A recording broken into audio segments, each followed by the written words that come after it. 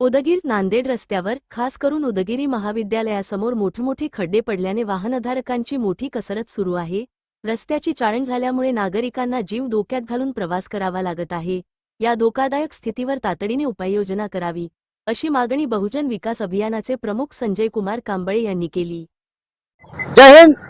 मी बहुजन विकास अभियानचा प्रमुख संजय कुमार, आमचे सहकारी संघटक मानसिंग पवार, आम्ही दोघे या ठिकाणी खड्ड्यामध्ये थांबलो आहोत।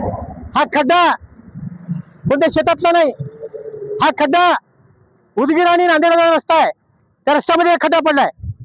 अशा खड्ड्याचं काम आता डांबरीकरणाने करावं, डांबराने खड्डे बुजवावेत, कारण अर्धे सरकारचे पैसे या खड्ड्यामध्ये गेलेत। 6 महिन्याला 3 महिन्याला खड्डा बुजवायचा आणि पुढे खड्डा पडत आहे। त्यांची मागणी आहे सर्व या उद्यानावर खड्डे डांबराने बुजवावेत। नागरिकांना खड्ड्यामुळे अनेक त्रास होत आहे। ते रुग्ण आहेत, त्या रुग्णाला देखील खड्ड्यात त्रास होत आहे। संध्याकाळी वाहन चालवणं अत्यंत कठीण झालंय।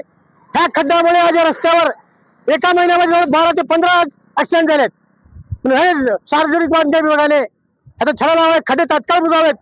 बहुजन विकास अभियान येत्या 10 दिवसामध्ये खड्डे नाही बुजवले तर खड्ड्यामध्ये बेशरमात झाड लावून शासनाच्या सार्वजनिक बांधकाम विभागाचा जाहीर निषेध करून त्यांना जाहीर करण्याचे काम आम्ही करणार आहोत। कारण उदगीरकरांना आज संपूर्ण खड्ड्यामध्ये जीवन जगावं लागत आहे। प्रत्येक वाहनाला खड्डे जावं लागत आहे। आज वाहनं बेदा वाहनं चालतात आणि अशा खड्ड्यामुळे अत्यंत ऍक्सिडेंट होण्याचं प्रमाण वाढलंय। पण बहुजन विकास अभियान येत्या 10 ते 12 दिवसामध्ये खड्डे नाही बुजले तर तीव्र असे आंदोलन उभा करणार आहोत, हे सांगू इच्छितो। जय हिंद।